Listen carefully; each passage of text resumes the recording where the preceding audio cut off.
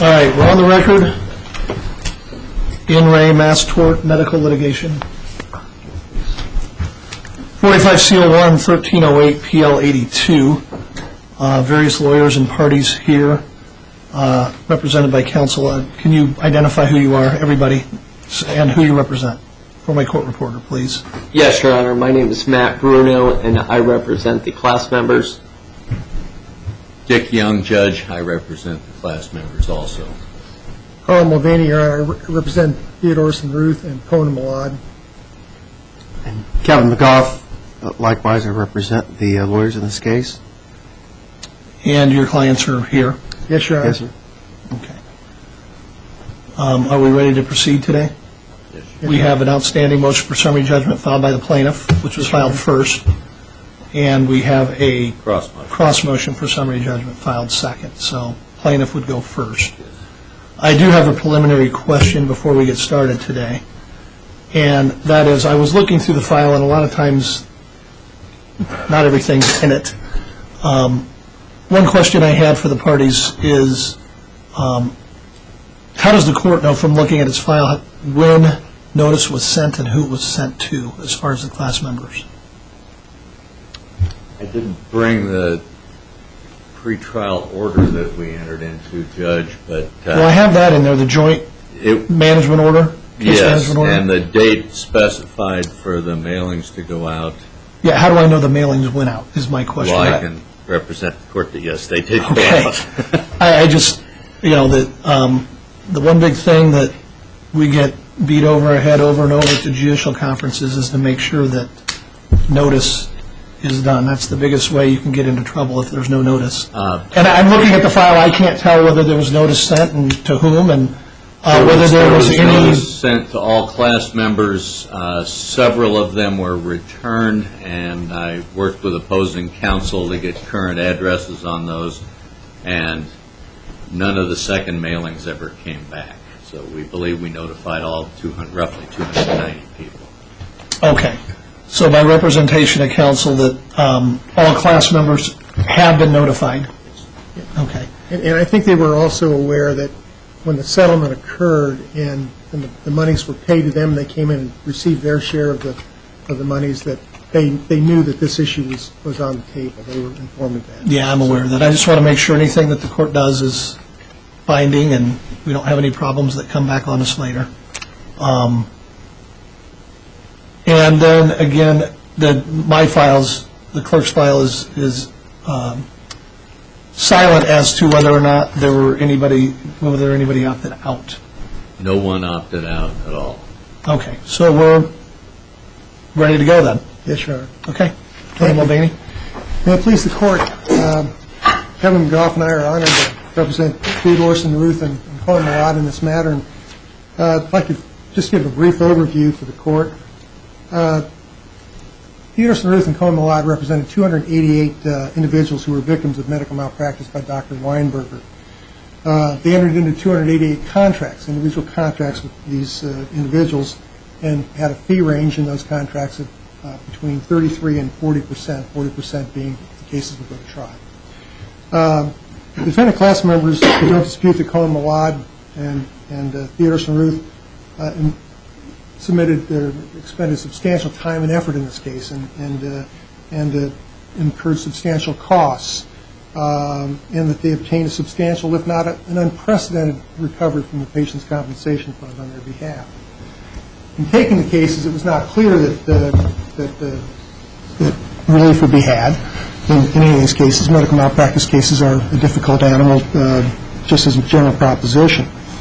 And in fact, declaratory judgments were filed in this matter by the medical insurance company, the provider for Dr. Weinberger, and the state of Indiana, the Patient's Compensation Fund, also joined into that. And they want to say no coverage because the acts were outside the act, or in the case of the medical insurance, that, well, there was no cooperation under the contract. So the cases were taken with these obstacles known by as possibilities that would occur. And I know Your Honor understands the Medical Malpractice Act has basically the way things are paid, there's basically two buckets. I do. Two funds. And so the big issue in this case, from our standpoint, is whether the first portion of that fund was paid under Section 4, and whether the fund basically came in and stood in the shoes of the medical provider or his insurance carrier. And we believe that the evidence will show that the undisputed evidence shows that that's just in fact the case. The Anderson Ruth and Coleman tried 8 cases. There were 5 appeals. They filed, hundreds of documents. They put 100 in some cases before the medical review panel, before the settlement actually occurred.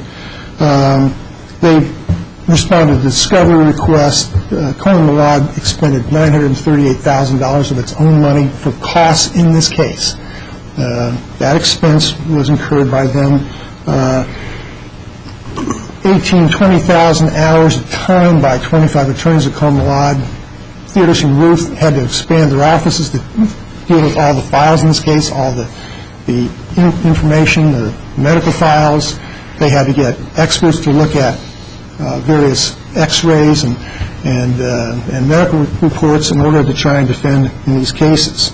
And interestingly, when Dr.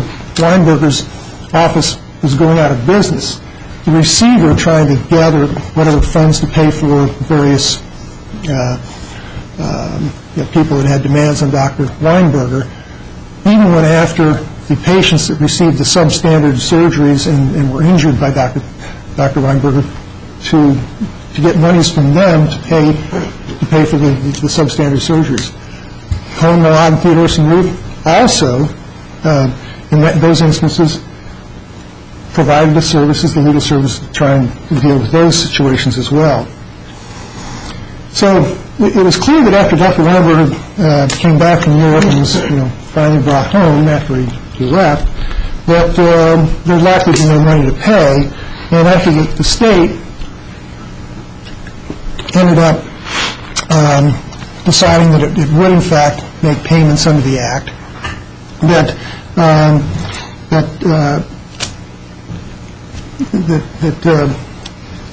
there would be no money from Dr. Weinberger, so the state was going to go ahead and step up and as a result of the clear malpractice in this case. As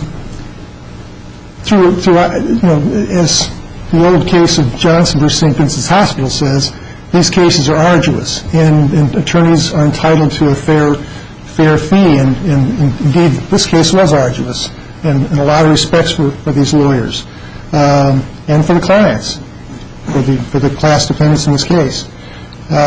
They obtained a $55 million judgment, very unprecedented. The critical question is whether Theodore and Ruth and Coleman are entitled to the reasonable attorney's fees that were provided for in the contracts that were signed by these parties. And we know that in looking at Johnson and looking at Emory Stevens, that the fee range in this case has been deemed to be reasonable by the Supreme Court of Indiana. So in connection with this argument, we'll be discussing a lot of... Let me ask you something. I have the reply brief of the defendants that was filed in February. One of them, as always, I've read everything that's been filed by all the parties. One of the issues they raise is that the attorneys for the plaintiffs shouldn't be able to take the money from the fund and also continue to pursue Dr. Weinberger or pursue collection of those funds. You recall that part in their brief? Well, one of my questions is, and I forget which part of the statute it is. I think it's the 3418, 18.4, 15.4. right. Don't they become segregated to... I want you to address that issue. Because I thought the statute spoke to that issue. Indeed they do. For the monies that they've expended, no question. But understand, of the 288 people that receive funds, 93% of them didn't reach the $250,000 threshold. And as Mr. Theodoros has provided an affidavit for us that he's determined from the federal court declaratory judgment action, there's only $1,620,000 or so left in possible monies to pay that first $250,000, if you will. And so there's still a big gap between like $195,000 and $250,000. Theodoros and Ruth and Carmelot are simply trying to get what else is left above that from coverage if they can. If the state has a prior demand, they may stand back on that. But at this point, they're just trying to get as much as they can for the class defendants. And the other issue, one of the other issues they raised was a claim of ambiguity in the contract, and I think that's kind of where you were heading. Yeah. Basically, the contract has two paragraphs 2 and 3, that in my mind are not unclear. They make it clear that there's a 33 to 40% fee, and they also make it clear that the sums that are to come from the first $250,000 are not to be considered sums under the coming from the patient's compensation fund. That concept in the contract is specifically, embraced by Johnson v. St. Vincent's Hospital. The first, in that case, was $100,000 back in 1980, but in this case, it's the first $250,000. It's not unclear. It's not required. I don't think it's required that the contract say, in the off chance it will fall under Section 4, which is an unusual situation, we might go down this path. I don't think the contract, that the law requires that the contract have that sort of very detailed specificity. It was clear to these plaintiffs from this contract, in my mind, that it's not ambiguous. They knew that the fee was 33 to 40%, depending on whether they went to trial or not, and they knew that the first $250,000 was to be considered not under the considered from the provider portion and not from the patient's compensation fund. And so that kind of brings us to Section 3418.15.4, which we say it's established that the defendants would like to use the word triggered. We think that this statute has been triggered here. The healthcare provider has to agree to any settlement. In this case, Dr. Weinberg, in I think June or July of 2013, actually signed a settlement, which is part of your designated document, Your Honor. Signed that settlement, saying that he agreed to the settlement. The plaintiff's going to say, well, that's not right because he's got to agree to pay the settlement. Well, this statute is an unusual statute. It's not Section 3 where the provider agrees to pay. I understand that Section 3 says that. I assume the General Assembly had in its own mind that this is a different animal when we get to this unusual circumstance where we have to step into the shoes of, where the patient's compensation fund has to step in the shoes of. So Theodoros and Ruth and Carmelot obtained that agreement to the settlement. And 90 days passed, there's been no payment by the PCN or by the provider or by his insurer. Now, we know the insurer doesn't want to pay because they've got the declaratory judgment out there saying they don't want to pay. And Dr. Weinberger is sitting in prison on a 7-year term. So we think that this statute on its face establishes that Dr. Weinberger, that Theodoros and Ruth and Carmelot are in a situation where the patient's compensation fund stepped into the shoes of Dr. Weinberger, and therefore the payment was not under the Act per se. Now, in this case, as I said, each of the plaintiffs have received the 66 2/3 or 60% payment. Each class member came in and signed a release and understood that there was going to be this litigation. Theodoros and Ruth and Carmelot felt it better to come to the court and have the court approve this, as the Act requires that settlements, generally are brought to the court. And the settlement in this case was brought to the court, but this is just a continuation, we believe, of that situation. And in fact, they have provided counsel, Mr. Young, and Mr. Bruno, for the class defendants. They've taken what I would submit as a very high road in this matter, when they think they could have looked at Johnson, they could have looked at Stevens and said, this is appropriate for us to take our 33% fee pursuant to the contract.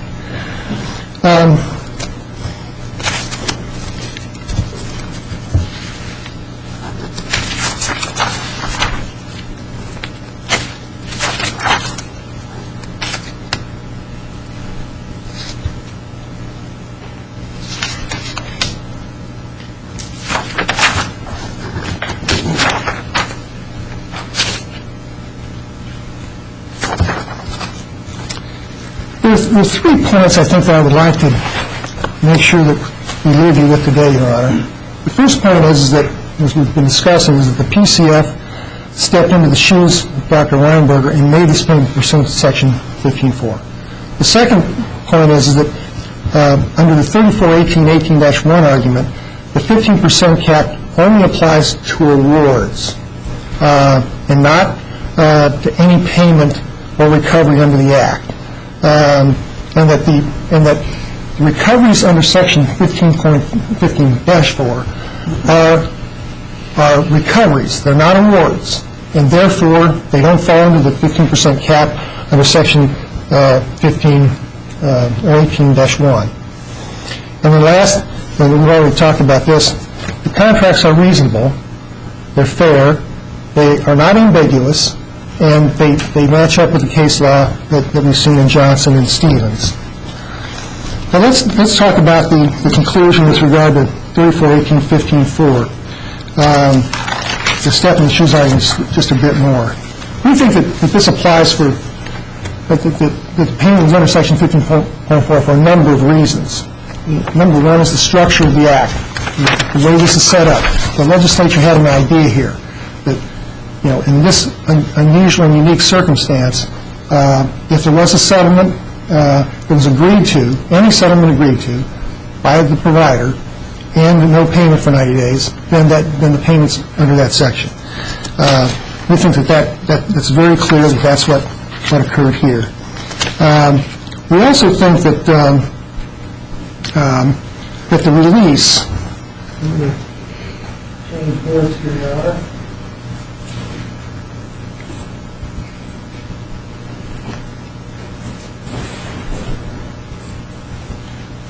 The language of the release is very important in this case. The defendants have argued that, well, this wasn't a payment under Section 4.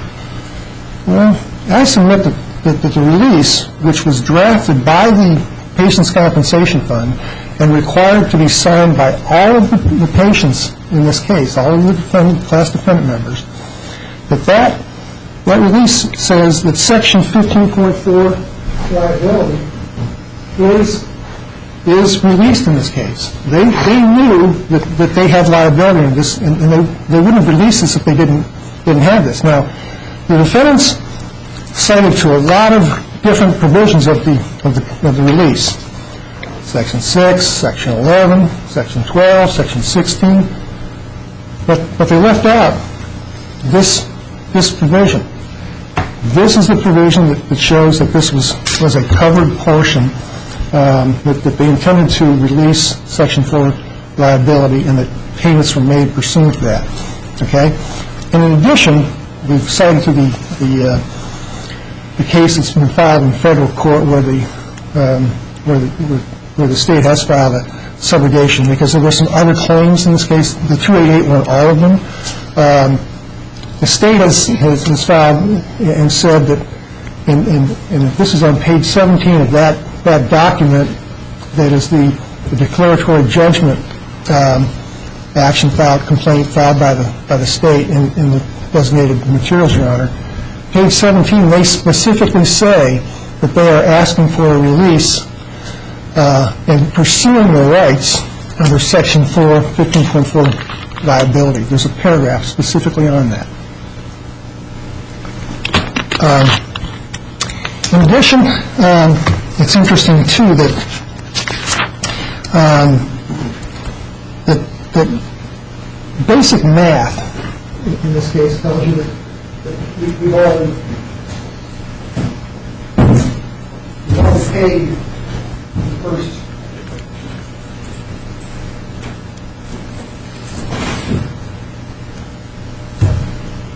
$250,000. As I mentioned earlier, there's this $1.6 million that's out there that may be still out there that's been thought over by the provider. We may have a chance to get that, we may not. This may allow some of the folks to get a little bit more, up to the $250,000 limit. And I should say at this point, too, Your Honor, keep in mind that there are 21 people that received payments above $250,000. Of those 21 people, the fees taken for them are 15% across the board. So there will never be a dollar taken for anything above, for those injured plaintiffs that exceeds 15% for amounts above $250,000. Theodore and Ruth and Carl Lab were meticulous in dealing with those issues. But the simple math is that we haven't reached $250,000 for most of these people. And so that tells you that in addition to the fact that the state says, the PCF says, we're seeking, a release or a clawback for Section 4 liability in the declaratory judgment action. We've asked a release to be signed in this case, saying that we paid under Section 4, and the math says we're not even to the $250,000 at this point. Now, I should probably say at this point, the plaintiffs have said, the class defendants, our clients, the plaintiffs have said, I knew I'd do that. They said initially that, well, the payments were made from the excess portion, the patient's compensation fund portion, $1 million above the $250,000. That's what was really paid. That was the opening brief. That's what they said. But under the Act, these are the elements that have to be met. The health care provider has agreed to settle its liability. He's not done that. The health care provider has made payment. He's not done that. Health care provider's liability is established by Section 5. So this clearly didn't work. And so the payments weren't made under Section 3. And that's part of the reason why, by process of elimination, you'd have to say, the payments had to be made under the Act in some form, right? They had to be. So what provision could they have been? Section 4, obviously. That's where the first $250,000 comes from. So in its reply brief, the defendants have reversed field. And what they've said is that, well, the payments weren't made under any statute. And my reaction to that is, really? The PCF only operates under the statute. It's not, it's created by the statute. It doesn't operate outside of the statute. So it had to be paid under Section 4 in our mind. But let's take the plaintiff's argument at face value. If the monies were paid not pursuant to any statute, then where does that leave you? In my mind, what that means is that Your Honor's task is very simple. You look at it and you go, well, we just look to reasonableness. The fee contract's reasonable. We know it's reasonable because Johnson and Stevens say that the fee amounts at this level are reasonable. So, case closed. Summary judgment, easy answer. But I submit that we're right in this question, that the payments were made pursuant to Section 4. And therefore, because they stepped in the shoes and that first $250,000 was paid by the fund as if they were the provider, therefore, pursuant to Johnson and Stevens, we've got a situation where the fees under the first portion are not limited. Now, in this case, we're not really involved in a sliding scale fee for at least 267 of the injured people, because, and the reason for that is because they're only 250, and so the easy answer is 33% or 40%. We're not getting into the $1 million in the limit there. And we know that Colorado and Theorson Group have limited themselves to 15% for the fees for amounts above that. So as a consequence, there should really be no question about this whole sliding scale fee issue that we see in Johnson. But we know from Johnson and Stevens that those fee amounts are reasonable. And so if we're going to go down the path that the payment was made not pursuant to any statute, and I think it's on page 2 or 3 and 12 of their brief, they say specifically that the payment was not made pursuant to any statute. We were wrong that it wasn't made pursuant to payments made pursuant to Section 3.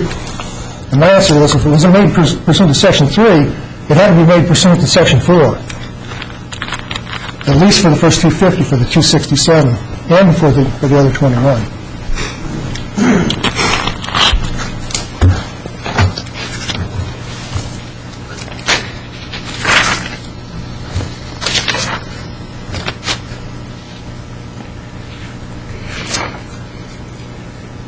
So I think they've abandoned that this was the PCF's own liability for the excess portion. I think that's clearly been abandoned at this point by this belated, candid, and correct concession.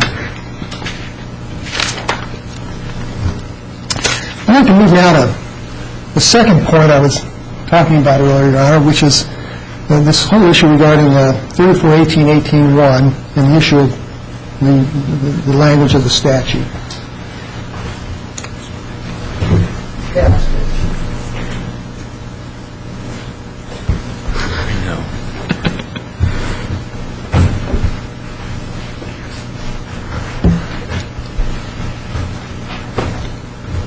that's the language. When a plaintiff is represented by an attorney in the prosecution of a plaintiff's claim, the plaintiff's attorney's fees from any award, an equal award, from the patient's compensation fund may not exceed 15% of any recovery from the fund. The award equals the amount paid by the patient's compensation fund pursuant to 3418.15.3. And of course, the plaintiff has said 15.3 doesn't apply here. That section doesn't apply. They said that initially, but now they say not. And then, under this section, we think an award is a award that is defined essentially as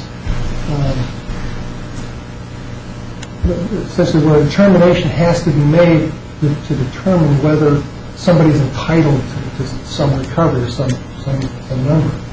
And in the case of Section 4, if there's an agreed settlement, if there's an agreement to any settlement, and payment's not been made, then the payment is automatically made under Section 4 by the fund. It's required to be made by law. There's no determination to be made. Determinations are to be made under Section 3 as to whether, if, let's say, somebody gets a $250,000 recovery, and they feel like they've been injured more than $250,000. What do?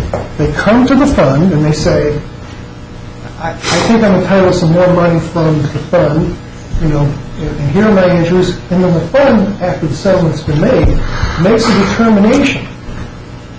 Is this case, warrants more funds, more damage money for this patient? And if so, how much of the $1 million do we pay? And those are determinations that are made by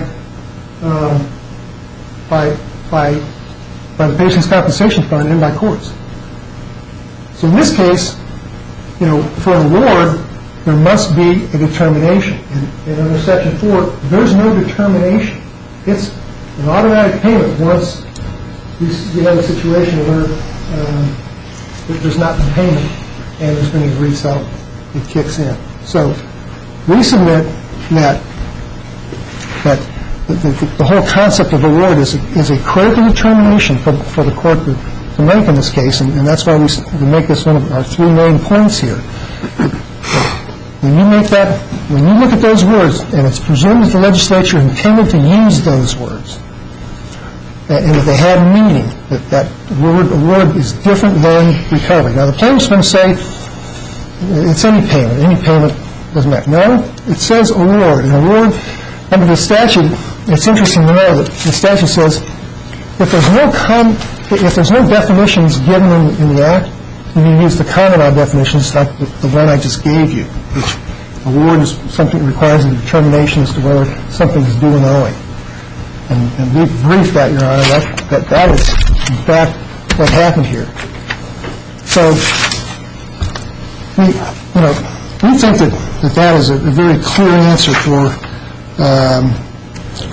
Your Honor. And you just don't say, well, there's a 15% cap, I quit. No, you have to look at the language of that statute that says any award.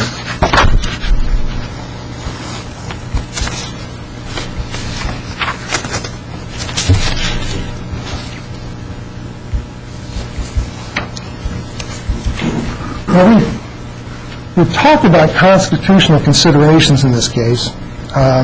We've not claimed the statute's unconstitutional because we know it's not unconstitutional. The Supreme Court said it's constitutional in Johnson. They said it was constitutional in Martin v. Ritchie in the 1990s.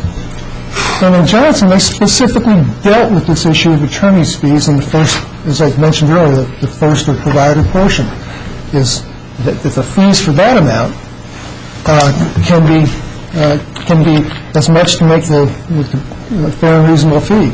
And in the case of a full recovery under the Act, that probably comes out to about 35%, which the court said that's fair and reasonable. And then Stevens comes along later and says a fee of 33 to 40%, that's fair and reasonable.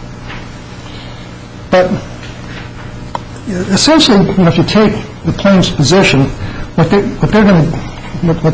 have argued essentially is that let's omit the word award from the statute.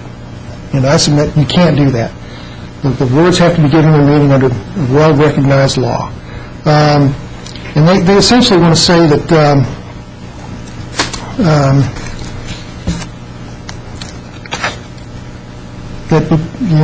again, they want to say that the 15% is just a hard number, and that award means payment, and payment means award, and that's it. But we submit that not all awards, the awards are not recoveries under this Act. And as a consequence, the award qualifier can't be ignored by the courts. Now, we've also noted, and this is consistent with what occurred in Johnson years and years ago, that in the issue in that case, which was raised by the trial counsel, was, you know what, if the fees are limited to 15%, which was one of the many issues raised in Johnson, if the fees are limited to 15%, that's going to mean that the availability of counsel just won't happen. People will not take the risk because, they will lose some, they will win some. They will lose some, they will win some, as the plaintiff's lawyers. And that's part of the process that's recognized in Johnson.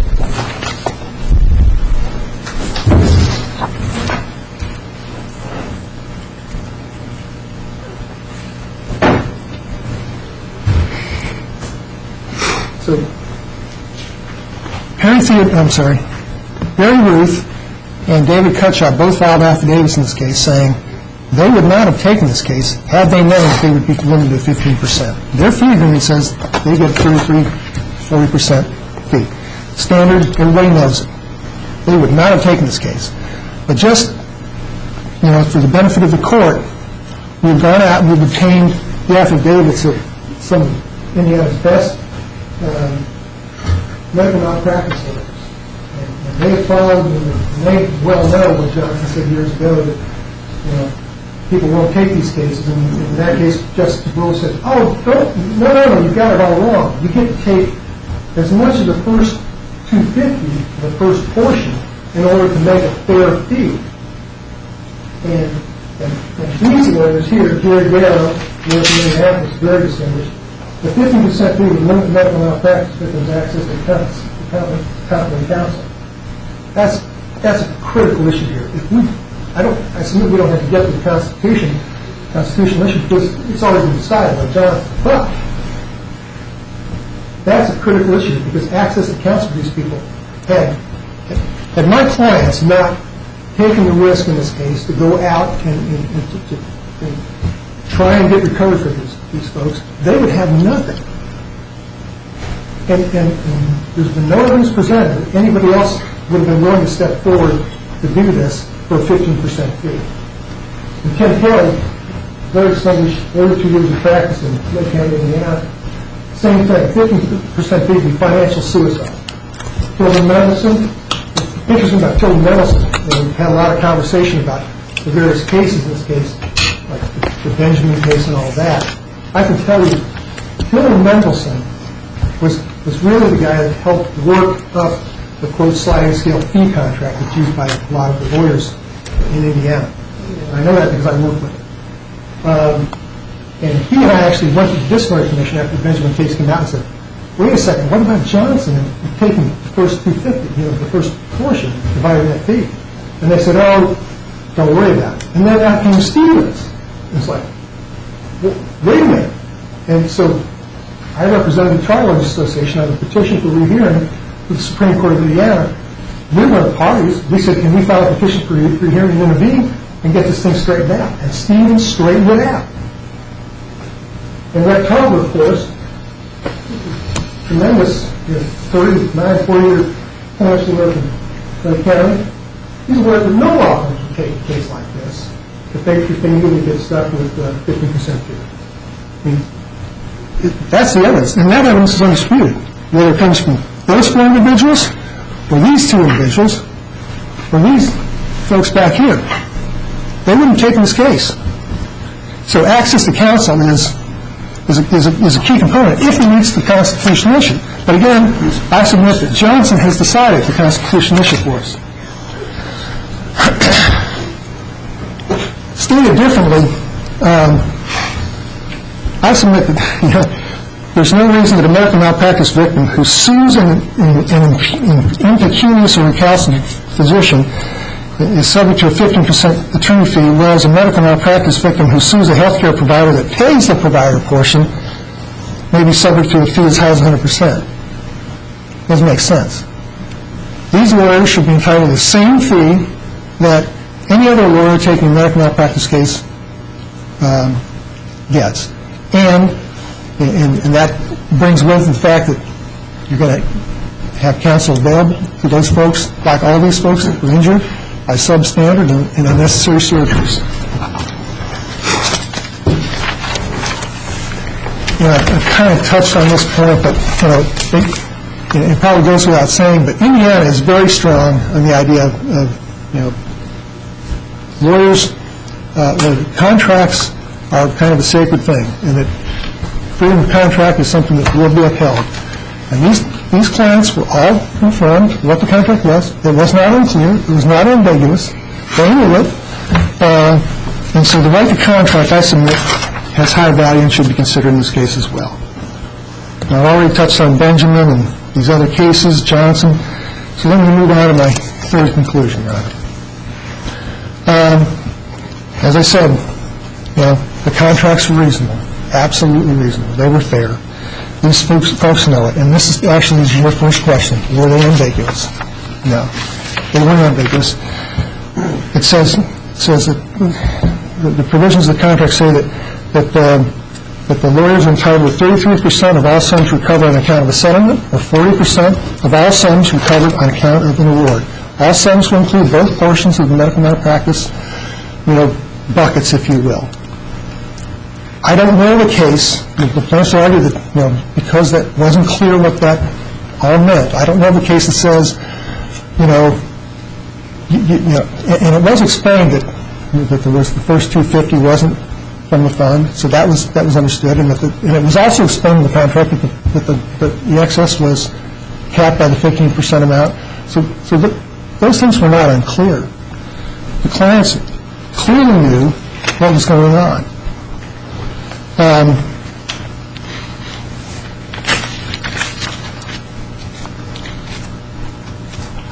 So I think maybe I'll sit down and not go on, Your Honor. But those 3 points again. The payment was made under Section 15.4. Award means something under Section 18-1.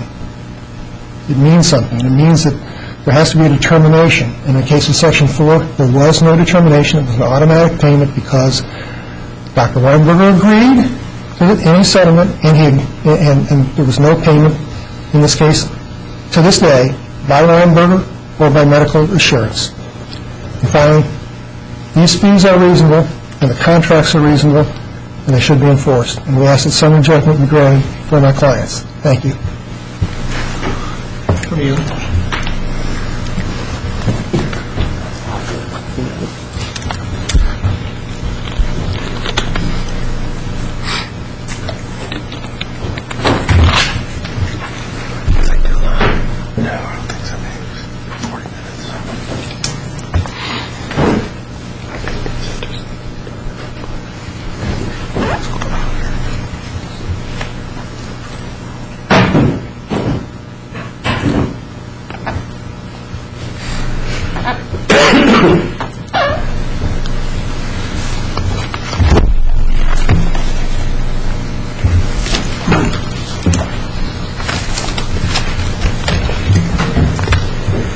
Judge, in the interest of brevity, if it's all right with the court, Mr. Bruno and I are going to split up our argument. I'll deal with our motion, the cross motion for summary judgment, and Mr. Bruno is going to respond to Mr.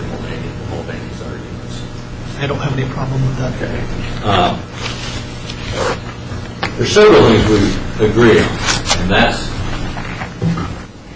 that the firms expended substantial effort, substantial resources. They took great risks, and they did a great job for their clients. I talked about the notice a minute ago. Nothing like a notice and sending money to have people call. I fielded countless phone calls, and every one of the lawyers or the class members was very complimentary. That's not an issue here. It is, though, irrelevant.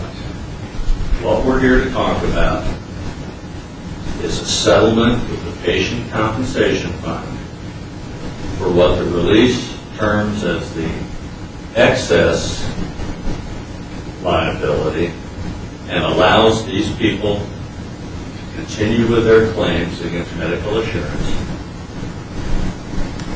There was a $55 million settlement. It's a carve-out is the only fair reading of it. The underlying case against the carrier proceeds. That's what we're dealing with. For the defendants, the 288 victims of Dr. Weinberger's malpractice, it's pretty simple. They entered into a settlement with the Patient Compensation Fund, the second layer. Fees are capped at 15%.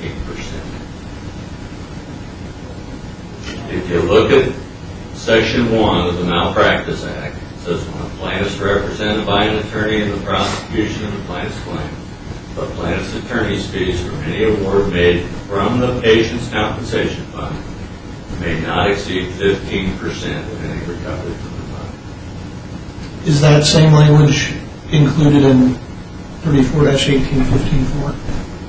That same language is not included in 4. Couldn't the legislature just put it in there if they intended that any payments made under that particular provision be limited? Couldn't they have just added that and said if we step in the shoes, or what Mr. Mulvaney says? It wouldn't be simple for them to add that one sentence to that particular statutory section. Well, I can't really speculate on what they could have done. I do know that in this case, and Mr. Bruner will touch on this in more detail, the patient compensation fund has not stepped into the shoes of any of the defendant class members in this case.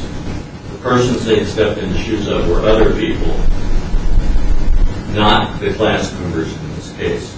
Well, the Attorney Mulvaney is saying they stepped in the shoes of Dr. Weinberger and or his insurance company. I don't think that's a fair reading of the documents that we have, Judge. Okay, why not? They didn't step in the shoes because medical assurance, the insurance carrier for Dr. Weinberger, did not agree to any payment under Section 4. That goes on. The settlement documents specifically state that there's nothing to prohibit my clients from negotiating and entering into a settlement with medical assurance. And to put this in context, at the time of the settlement, it wasn't 1.6 million, whatever the math was. It was in front of the court on cross motions, if I remember correctly, where the firms, on behalf of my clients, were asserting that there was $18 million worth of coverage.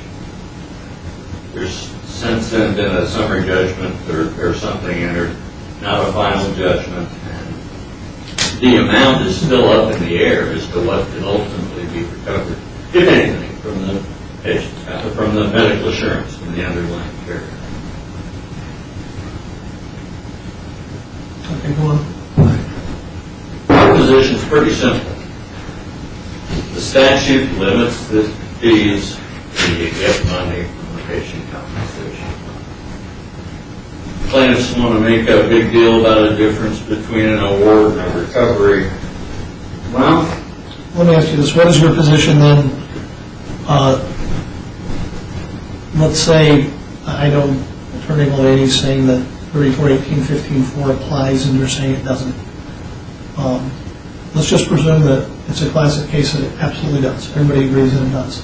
What's your position as to what the appropriate fee would be on that particular portion then, in that situation?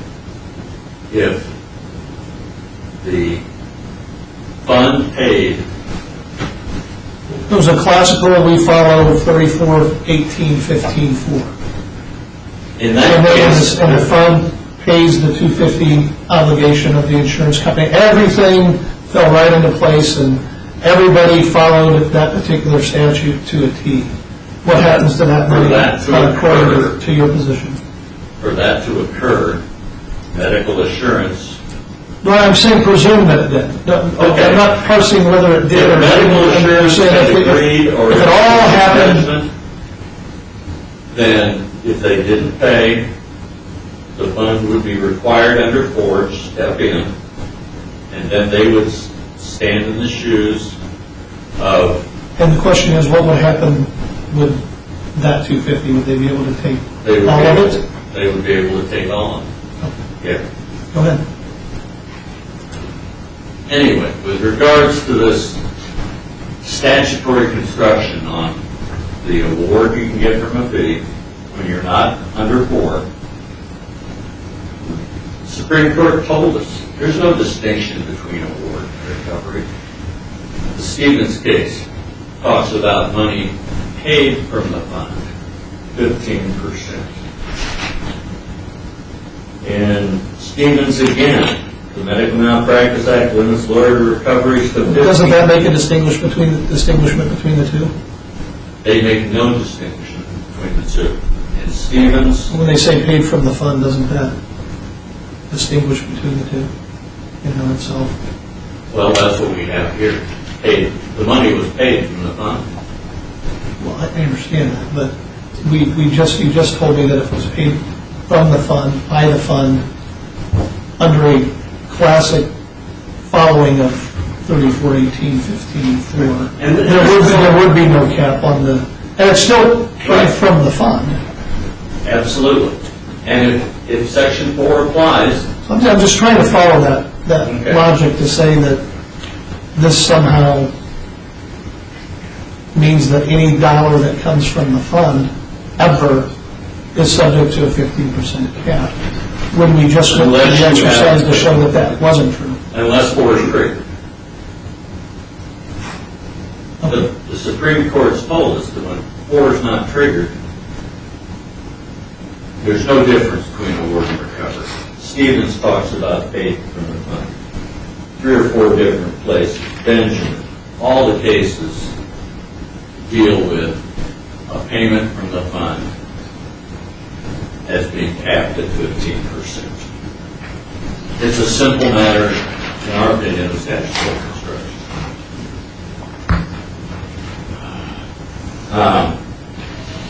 The other issue is the fees are also capped under the retention agreement.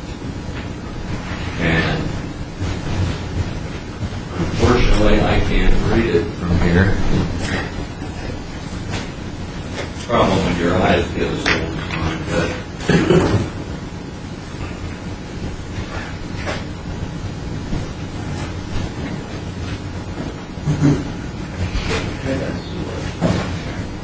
I'm going to have to go up for a second.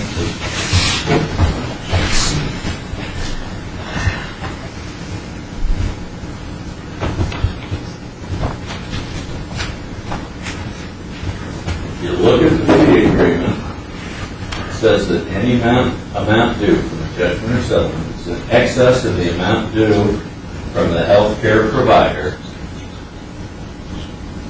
That's set forth above, is paid from the compensation fund. The law limits plaintiff's attorney's fees from any award made from the patient's compensation fund to an amount not to exceed 15%. And then he gives examples, every one 15%.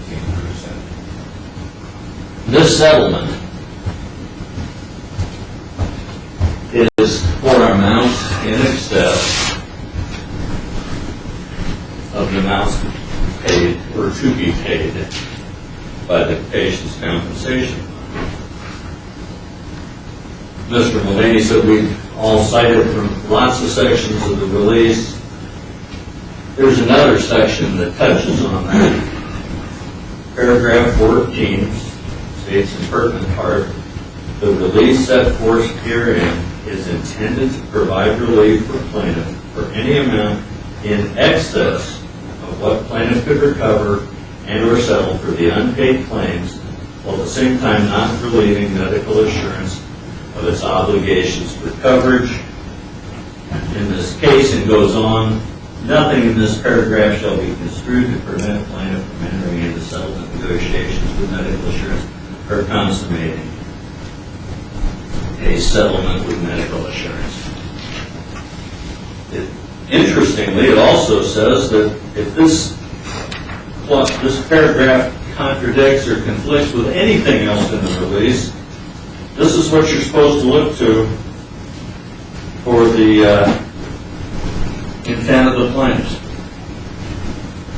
So it's clear that what we've got is an amount in excess of what's to be paid by medical assurance, and anything in excess of that that is still being pursued is capped at 15%.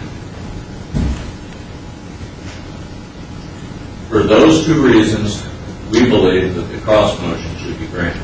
And I'll surrender the floor now and let Mr. Bruno talk about Mr. Mulvaney's arguments. Thank you.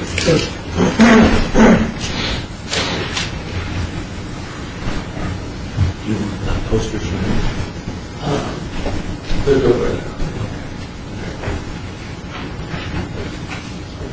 Thank you, Mr. Young.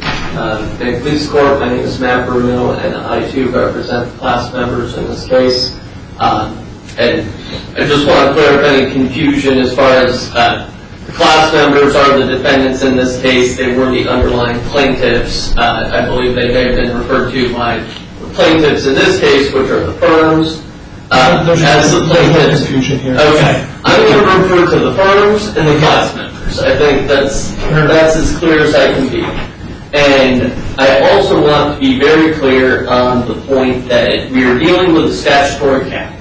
And the issue is whether or not the firms can avoid that statutory cap on their fees.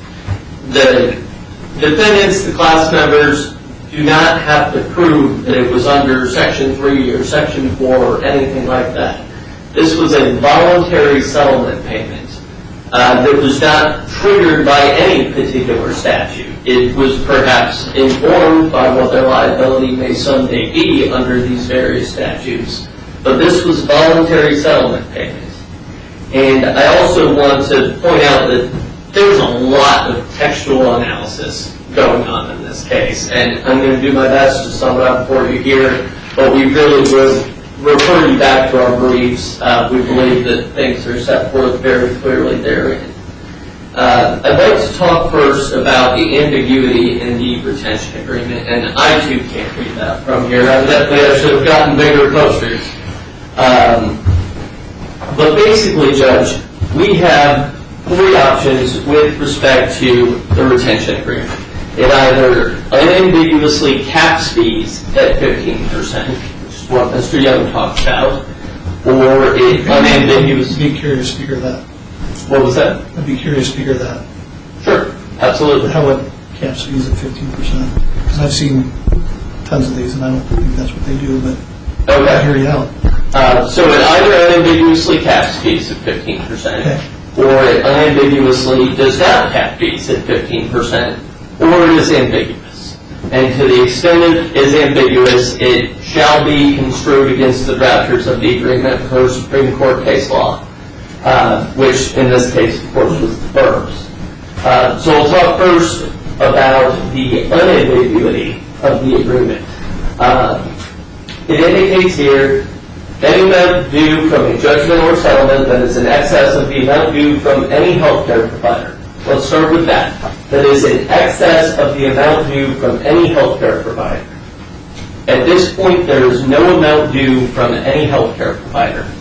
Dr. Weinberger consented to this settlement. We'll talk about that later. But he did not, the settlement did not require that he pay anything. It not required that medical insurance pay anything.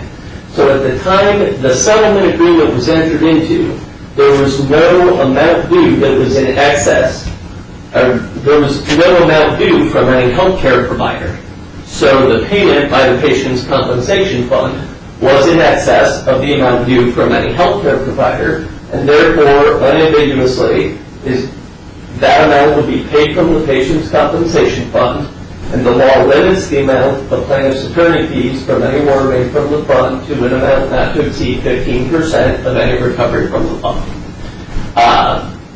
It is our position that that is unambiguous, that it is capped at 15%. In the event, and you look further because you have to read the contract as a whole, there are several examples given where it indicates what would be paid from the fund and what would be paid from the provider and what the fees would be in each of those scenarios. Here, 15% would be paid from the compensation fund. Here, $112,500 or 15% would be paid from the compensation fund. And again, 15%, $150,000 of the monies paid from the patient's compensation fund, or 15%, will go to attorney fees. That says to me clearly any money coming from the patient's compensation fund is going to be capped at 15%. Now, Why don't they just say that then?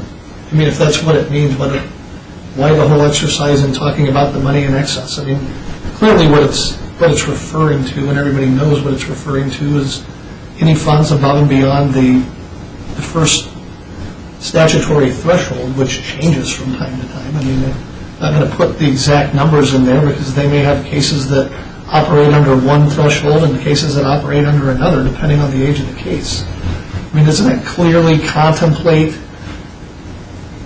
a scenario where you're trying to explain to a layman a very complicated process whereby you are trying to show them, here's what's going to happen if we get X amount of money. The first amount is going to go basically to us, depending on a readjustment after the fact, depending on what that particular number is. But But the whole gist of that is anything above and beyond that threshold amount is going to be capped at 15%. And that's just an illustration to try and show how it would work. So I guess I'm having trouble following your argument that unambiguously shows that they agreed to take 15%, because they could have just said that.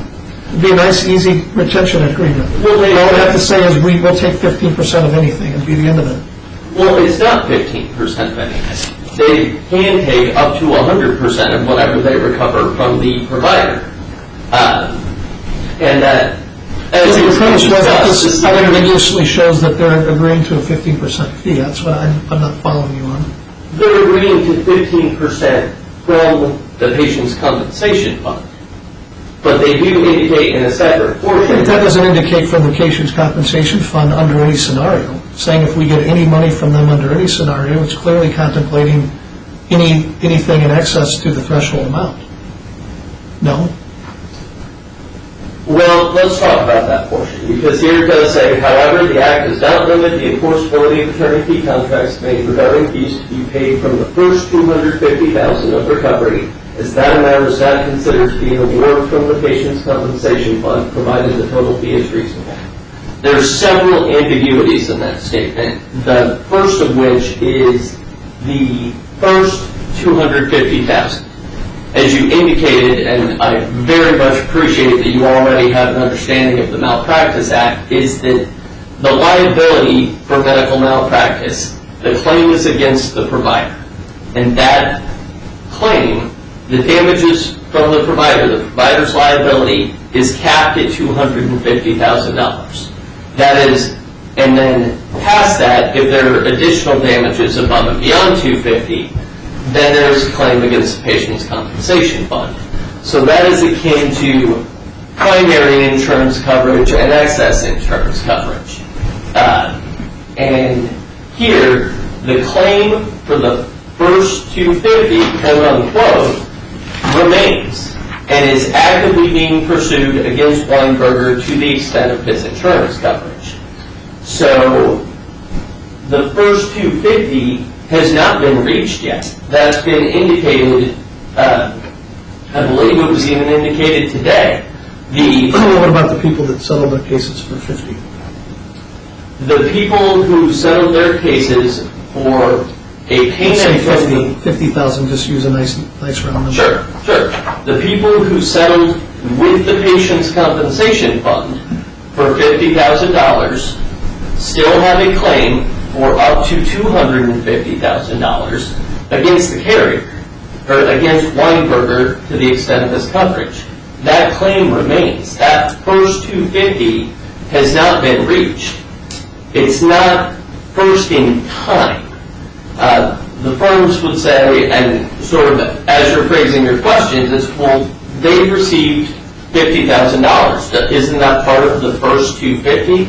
Well, it's not, because the first $250,000 is a colloquialism that's used amongst lawyers and judges and in opinions and everything else that refers to the primary liability of the carrier. It does not refer to the first payment in time. Another ambiguity is, and to the extent there's a question of does the first $250,000, when these firms, clients who are lay people are reading this, do they understand that that means the primary $250,000 under the statute, as it certainly does because the agreement was written to accord with the statutes, or do they understand that to mean the first payment they get? If there's a question there, it's an ambiguity, and that has to be construed against the firms and in favor of awarding these malpractice victims the full amount of their settlement. Now, another ambiguity is here where it says fees to be paid from the first $250,000 of recovery, as that amount is not considered to be an award from the patient's compensation fund. And that is entirely unclear to me as a lawyer what exactly that means, because if the patient's compensation fund pays something, and here it shows capped at 15%, capped at 15%, capped at 15%, if they pay something how is it uncapped? Where in this agreement does it unambiguously state that the fees taken from a payment made by the patient's compensation fund are uncapped? And they talked quite a bit about Johnson, Your Honor, and I want to show you some language from Johnson because I believe it clears up the agreement a little bit, or adds more ambiguity depending on which way you look at it.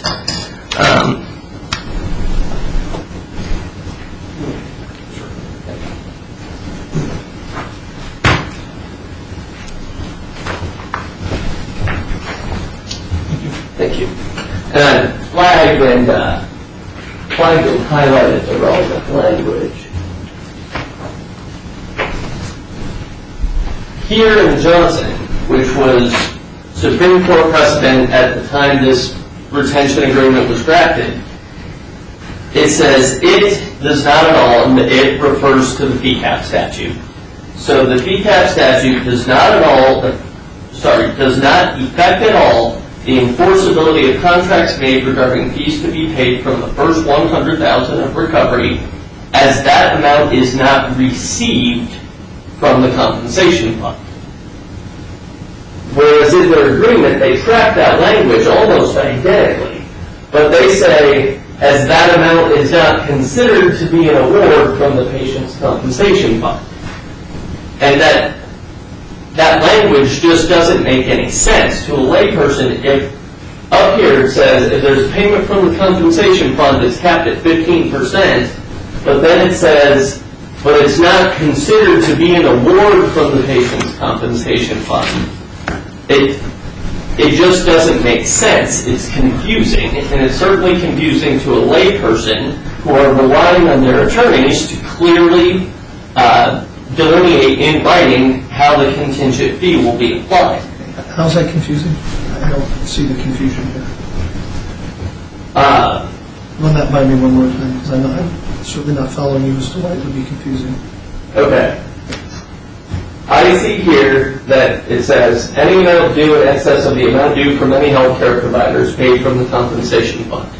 Here, we have a payment from the compensation fund.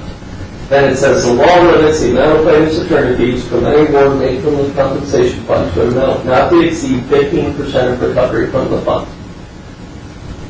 As a layperson, I think you read that and they reference payment from the fund and then capped at 15%. And the Supreme Court has read this same statute as any payment from the fund. Not any award, not any recovery. It says any payment from the fund. Yeah, but you're citing two cases that's talking of, they're not even addressing these types of issues in that case. They're referring to, you're citing language that's saying, hey, we're talking about something paid from the fund. Everybody knows in that case, they're talking about the 15% above and beyond the initial threshold. So, I mean, you can't take an isolated sentence from that particular case and try and apply it to this case. That's unfair because they're not looking at the same issues. I mean, yeah, you can pull out and say anything paid from the fund is limited to 15%. Of course it is. We all know that. But that's not what this is about. I mean, I can't pull out language isolated from a 20-page opinion that says anything from the fund is capped. Of course it is. I know that. We all know that as we sit here today. But that doesn't mean that this case or that particular sentence applies with any binding effect on the issues that this court is looking at, because this has nothing to do with, it's not the same issue. In Stevens, they were actually specifically addressing whether or not the sliding scale fee agreement was appropriate. I understand that. And they outlined the bounds of what a sliding scale fee agreement should say. And I agree with you that this is one isolated sentence, and I absolutely understand where you're coming from. But they do repeatedly say throughout that opinion that these types of agreements must clearly explain that anything paid from the fund is 15%. There's a footnote with language drafted by the ITLA, which Mr. Mulvaney may have in fact been involved with, which says in the footnote, the ITLA's proposed agreement says paid from the fund. It does not draw this award payment distinction. also in Ray Benjamin, which was in place at the time this agreement was drafted, for one, it held that these types of agreements were not appropriate at all. Clearly, that's not an issue anymore because they have been held to be appropriate. But in Ray Benjamin also references any recoveries from the fund are capped at 15%. There's no award distinction here. And the intent of the parties here was to enter into an agreement that was appropriate under the law. Class members were relying on their counsel to clearly explain things.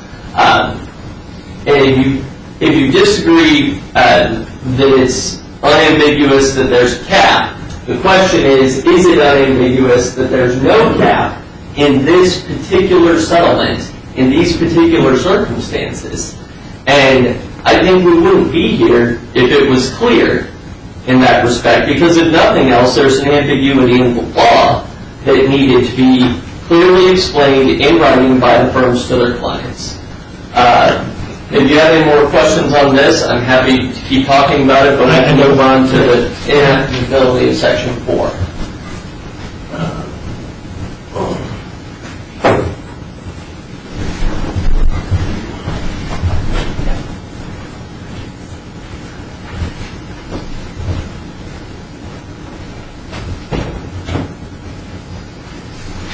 Alright, so here's the text of Indiana Code 3418-15-4. It's titled, Failure to Pay Settlements or Judgment. If a healthcare provider or the healthcare provider, surety, or liability insurance carrier fails to pay any agreed settlement or final judgment within 90 days, the agreed settlement or final judgment shall be paid from the patient's compensation fund. So how we analyze that in our brief in here, and I don't think there's really any disagreement with the idea that there's this triggering event, and in that event, the fund by operation statute becomes obligated to pay standing in the shoes of the insurer. So the triggering event, final judgment, is not an issue here. The provider/carrier agree to pay a settlement, and the provider/carrier fails to pay the settlement within 90 days. How the firms are analyzing this statute is somewhat semantic in that they're saying, well, there was an agreed settlement here because Weinberger entered this consent to the settlement, which didn't require him to pay anything at all. And then that there was a failure by either Weinberger or his carrier to pay the settlement within 90 days. There can't be a failure to do something that you're not obligated to do. You have to look at a statute. In any statutory analysis, you look at the plain and ordinary meaning of the words. And an agreed settlement in ordinary usage is when you're talking about someone being part of an agreed settlement. If you want me to consider that, can you show me the agreement? The release agreement? The consent of Dr. Weinberger. Oh, the consent. Is that what you're referring to? If you're referring to something, I want to see it. Okay.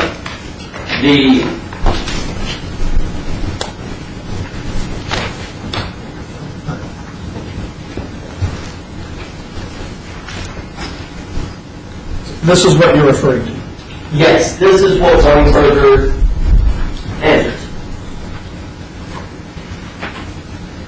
And so this is defendant's consent to settle, and it effectively says that Weinberger and his various entities have reviewed a certain memorandum executed by the commissioner and certain plaintiffs herein. And just as an aside, I have been informed by the firm's counsel that that memorandum of settlement did not ultimately get agreed upon, and so ultimately was not signed. They couldn't come to any agreed language.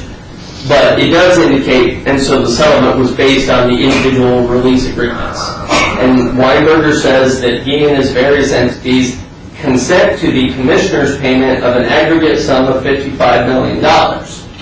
in accordance with the terms of the memorandum of settlement and the release agreements.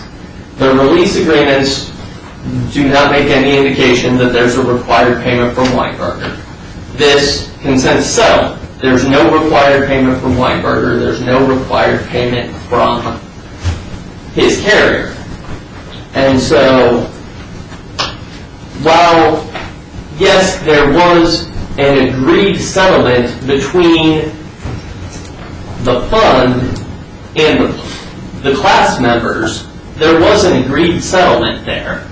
But that wasn't an agreed settlement with Weinberger. He didn't agree to do anything. He just said, yes, fund, by all means, pay these people $55 million. Didn't obligate him to do anything or to pay anything. And so if he wasn't obligated to pay anything, under the ordinary usage of the words fail and failure, and I've provided the court with some dictionary definitions in our brief, fail is defined as to fall short of success or achievement in something expected, attempted, desired, or approved. And failure is non-performance of something due, required, or expected. Example, a failure to do what one has promised. Weinberger didn't fail to pay this settlement. Weinberger wasn't obligated to pay this settlement. The fund was obligated to pay $55 million, and Weinberger wasn't obligated to do anything, and nor was his carrier. And so, to say that this triggering event, which requires that Weinberger and his carrier failed to pay an agreed settlement, is essentially wordplay. Yes, there was a settlement between the fund and the plaintiffs, and yes, Weinberger didn't pay that because he wasn't required to, but by that logic, I have failed to pay every settlement any one of my clients has ever entered into. I have personally failed to pay for your breakfast this morning, Judge.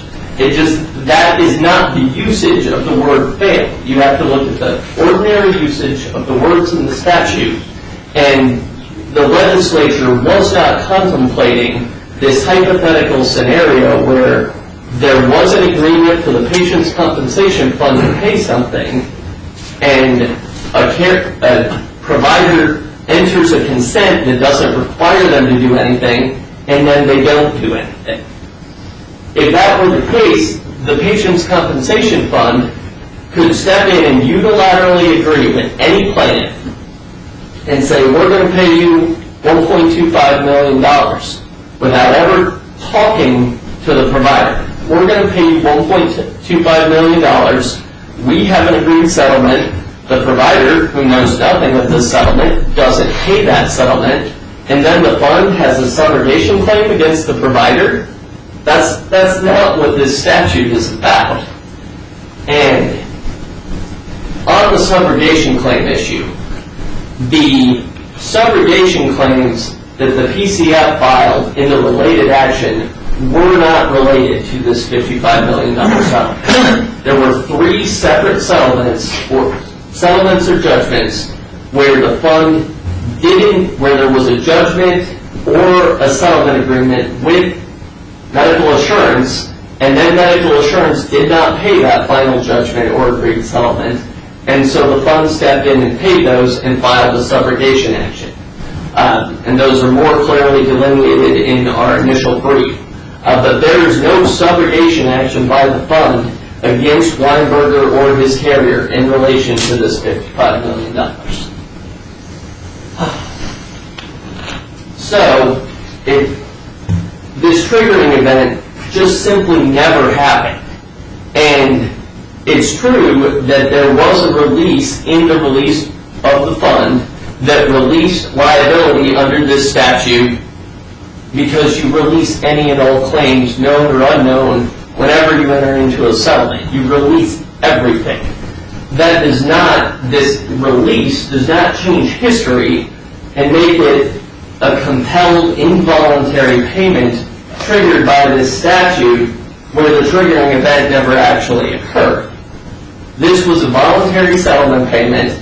It wasn't under Section 3, it wasn't under Section 4, and speaking of Section 3, I did also want to point your honor to some language.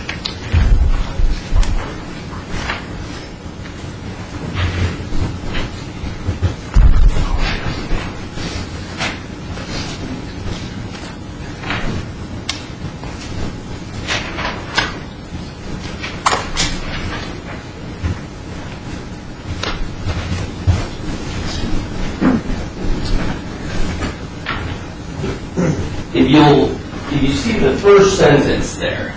This is Section 3 and Section 4 are right next to each other in the code. Section 3 comes first, Section 4 comes after. And here it references if a healthcare provider or its insurer has agreed to settle its liability on a claim by payment. And then in the next section, they reference if a provider or carrier fails to pay an agreed settlement. And you have to read statutes in pairing materia. You don't isolate a single word from a Supreme Court opinion. You don't isolate a single word from a statute. The section right before this references a provider or carrier agreeing to pay a settlement. And then in Section 4, they say if a provider or carrier fails to pay any agreed settlement. So here, clearly, it's referencing it not only under the ordinary usage of these words, but also looking at the statute, reading the statute as a whole. The legislature was clearly contemplating that there was a judgment against a provider or a settlement by the provider or the provider's carrier, whereby the provider or the carrier became obligated to pay something, and then they failed to pay it. So this statute does not apply, even a little. And so because of that, the whole award, recovery, payment, all of that, the distinction doesn't matter because the sole basis for the firm's claim that this was a recovery but not an award was this statute. And this statute hasn't been triggered, the triggering event never occurred, and it does not apply. So in conclusion, Judge, I'd like to say there's really no reason to get tangled up in this statutory analysis or the retention agreement. It is our position that the fee cap clearly applies to payments from the fund, and that very well could be the end of the analysis. That said, the retention agreement also, in our mind, unambiguously caps the fees at 15%, or at worst, it's ambiguous, in which case you must construe it against the drafters of the agreement who had a duty to fully advise their clients in writing of exactly how a contingent fee is going to be calculated. We have 290 victims of medical malpractice in a very twisted case where they believed they were getting, that they settled for $55 million. And their retention agreement pretty clearly indicated that payments from the fund, and this was just a payment from the fund, that attorney fees out of that would be capped at 15%. If that wasn't the case, someone needed to tell them that at the time. Now we've got $10 million roughly up in the air, 18% of $55 million, roughly $10 million up in the air, where for our 290 clients, that's roughly $30,000 a person, which is a very material amount of money. And they should have been fully advised in advance as to how this agreement was going to be construed. Because we're here arguing over whether it's ambiguous or unambiguous and whatnot, so we clearly have a disagreement over how it is construed and how it is applied. So clearly, to the layperson, it was ambiguous, if not unambiguous, that it capped at 15%. Also, Section 35.18.15.4 does not apply. I've just gone through that, so I won't rehash that now. But any one of the class members' arguments, either the unambiguous or ambiguous retention agreement, the applicability straightforward of the fee cap statute as interpreted by Stevens, or the inapplicability of Section 4, would allow you, Your Honor, to rule in favor of class members. To rule in favor of the firms in this case, you must find that first, that the fee cap only applies to awards and not to payments, despite what Stevens says, and you must find that the retention agreement unambiguously provides that fees in this circumstances are uncapped, and you must find that a voluntary settlement payment by the fund could somehow be construed to be an involuntary compelled payment by the statute, and that makes the payment a recovery from the fund but not an award from the fund. There are just several mental hoops you have to jump through in order to rule for the firms in this case, and there's no basis for it, primarily because of the fee cap statute, but also because this triggering event never occurred. What do you think that they thought their fee was going to be? My clients or the firms? You said they. Who? The claimants in the underlying action, the plaintiffs. What do you think their thought was that their fee was going to be? I believe that the class members believed that there was a settlement with the Patient's Compensation Fund. When they entered the contract, what do you think they contemplated was going to be the fee that they were going to pay to the law firm that prosecuted their case? Do you think they believed it was going to be 15%? When they entered into the contract, I believe that they believed that anything with the fund would be anything taken out of payments by the fund would be capped at 15%. I think what they understood was it was going to be 33% without trial and 40% by trial, and all the other stuff was simply how you get there. I don't see why someone reading the fee contract would think anything different, would think that they're going to only pay a 15% attorney fee. They're not. I think that the attorney fee is absolutely crystal clear as to what the total amount is. And they're just getting into a more complicated machination as to how you get there, where any prudent lawyer is going to try and explain that to a client up front. You can't anticipate everything, but you're certainly going to try and say to a client, in a typical situation, here's how it happens. And you walk them through it. It's a multi-page document. But at the very beginning of the document, it's quite clear to them, and the bottom line to them from the very beginning when they walk into the office is they know they're going to pay either a 33% fee or a 40% fee. And the way you get there is simply going to be a mathematical calculation at the end of the day, because no one knows where it's going to land. You don't know if it's going to land at 800, 900, if you get above and beyond the initial threshold. So, I mean, clearly to me, they understood that they were going to pay a fee to these lawyers in that amount. It's just a matter of how you get there.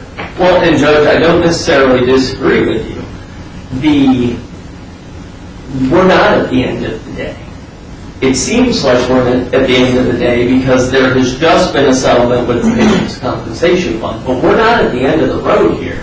They have claims against Weinberger valued at a maximum of $250,000. They are still pursuing those claims.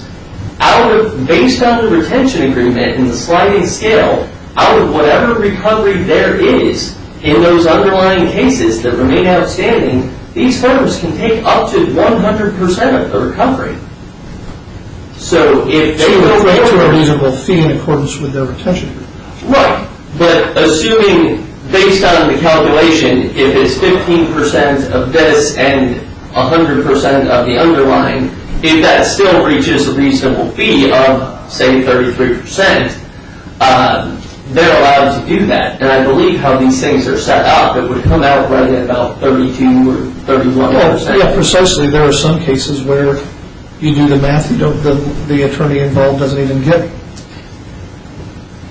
that, correct? Sure. This contract was not a guarantee that these firms were going to get 33%. No, but it certainly clearly indicated to the person signing the agreement with the firm that that's what was contemplated. And that still may someday be the fee, Judge, because at this point, I know based on the summary judgment order in the related debt action, it limited the coverage to roughly $5 million, and a certain amount of that has already been paid out to a different class of plaintiffs completely unrelated to us, but who were also treated by Weinberger. And the fund was arguing that there was $18 million in coverage. And That is actively being litigated. This summary judgment order we're talking about is under a motion to reconsider. There's been no final judgment. There will certainly be an appeal, and they could potentially get up to 100% of whatever is recovered out of those actions. So their total fee in this case is not going to be 15% unless they lose the other actions. But that's a risk, as they indicated. Medical malpractice litigation is very risky, and that's a risk that they undertook. Here we have a payment by the fund of $55 million. The fee from that payment should be capped at 15% pursuant to statute, pursuant to the agreement, which you cannot agree in contravention of the statute.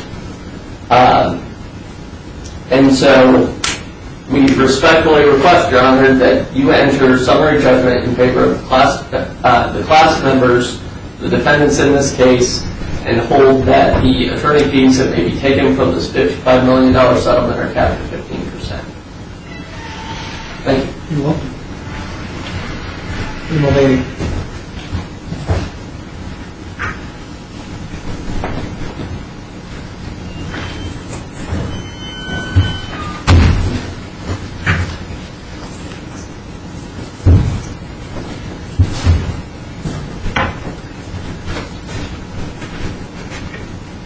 Well, we got the concession once again that there were no payments made under the statute.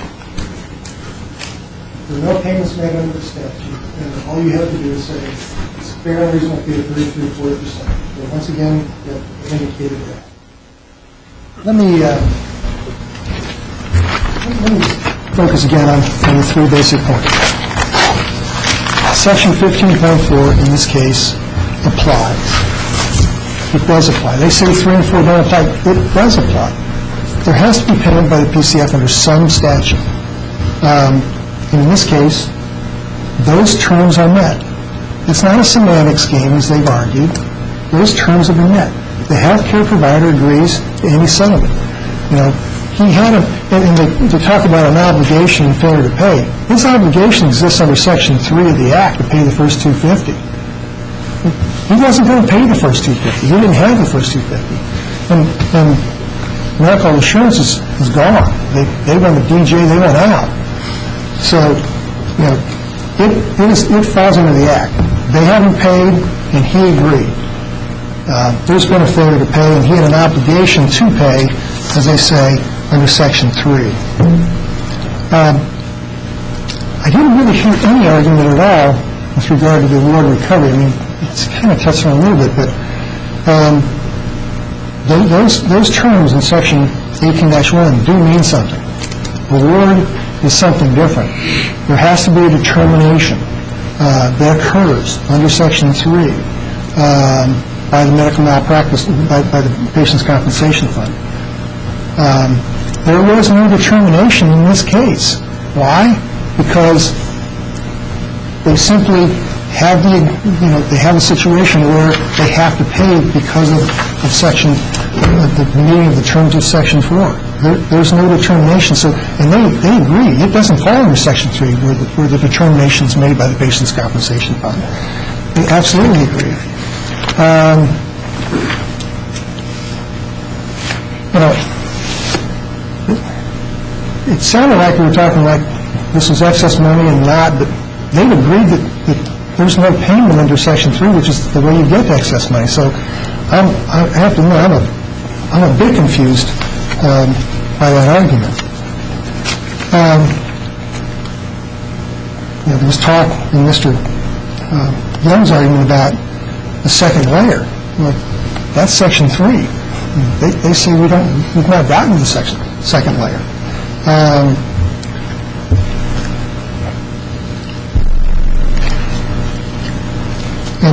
And there was this concession to your question, Your Honor. If Section 4 applies, and we've demonstrated it applies.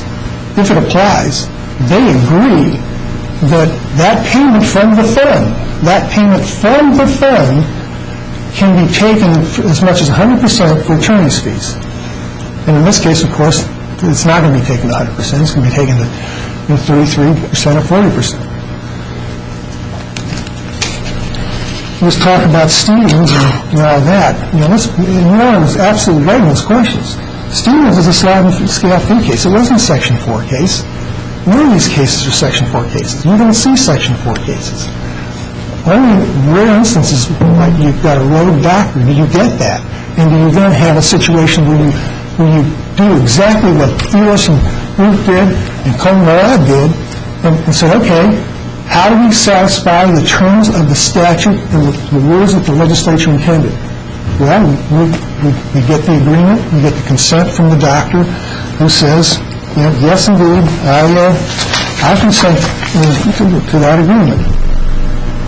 I think this consent that they provided, that's part of the designated evidence that we provided, is clearly a payment or an acknowledgement and a following of Section 4.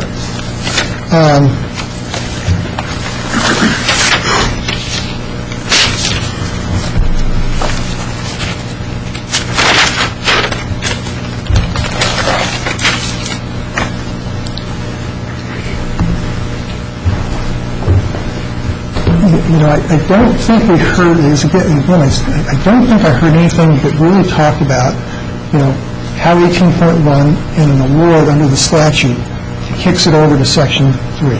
I touched on that a minute ago. I still don't. I think that analysis of 18-1 demonstrates that this was an award. This wasn't an award. It was an automatic payment under Section 4, and therefore it doesn't fit under the cap under Section 18-1.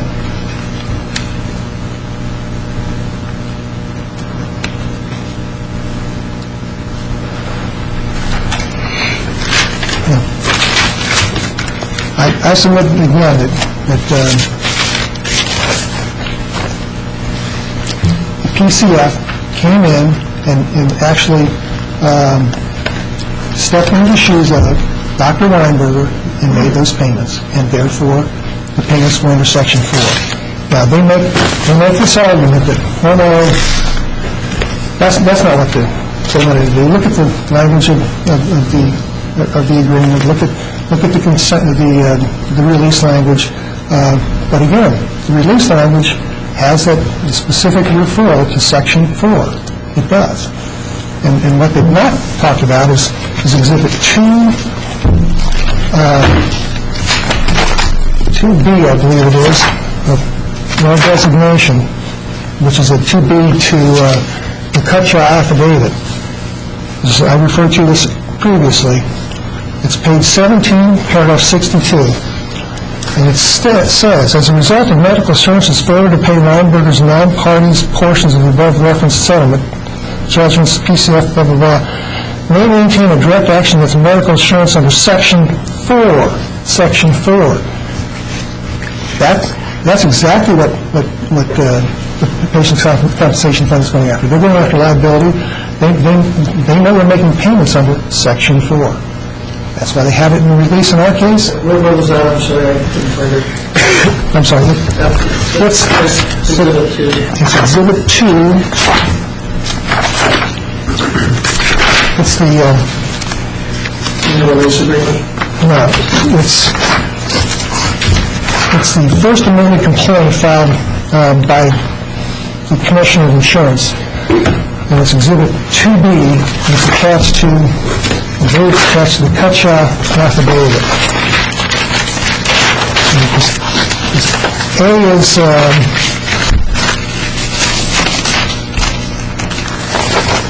the plea agreement information, and B is the amended complaint filed by the PCF. And paragraph 62, page 17, has that statement.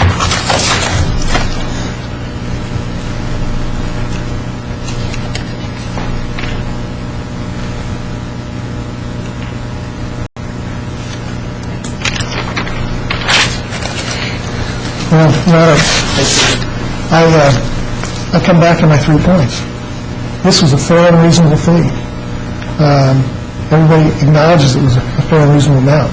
The contract was clear that they attempted to look at the contract and say, look at this section, look at that section. But as Your Honor has focused on those two paragraphs that we cited to you, it's clear that they talk about the 33% fee, and then they talk about the cap on the 15%, and that the first portion is not capped. This was the concept that was recognized in Johnson, and in fact, the language that has been cited to in Johnson, we acknowledge that first portion. But Johnson, again, wasn't a Section 4 case. None of these cases were. Under a Section 4 case where you have the agreement to any settlement and it's not paid, and they agree, if that occurs, then we're entitled. And we submit that those two elements, those two triggering events that they talk about have occurred in this case. So for the reasons we've argued today, and for the reasons stated in our brief, we ask that summary judgment be entered for Cohen and Malott and Theodoros and Ruth. We contend with findings at your convenience, Your Honor. We have findings with us today. Whatever is your pleasure. Anything else? No, Judge, I think you've heard enough of lawyers. Yeah, I'm going to take the matter under advisement, give the parties an opportunity to submit their findings. How long do you wish to do that? We're ready, yeah. 14 days? Sure. That's sufficient time? Yes. With that, since this is a motion, I have 30 days to rule. I always ask the parties to waive trial with 53.1 and 53.2. Sure. Do so? Yes, Your Honor. Yes. And anything else that you need to address today? No, Your Honor. All right, I'll wait your findings. Thank you, Judge. Very well done by all the attorneys. Incredible arguments. It's very, it's really nice to have the case argued as well as you've done. And the preparation, I know that went into this had to be incredible. So I really appreciate it. We don't always have attorneys show up prepared, unfortunately. But today was a really nice opportunity to listen to some really, really good lawyers argue some good legal issues. Thank you. Thank you, Judge. All rise.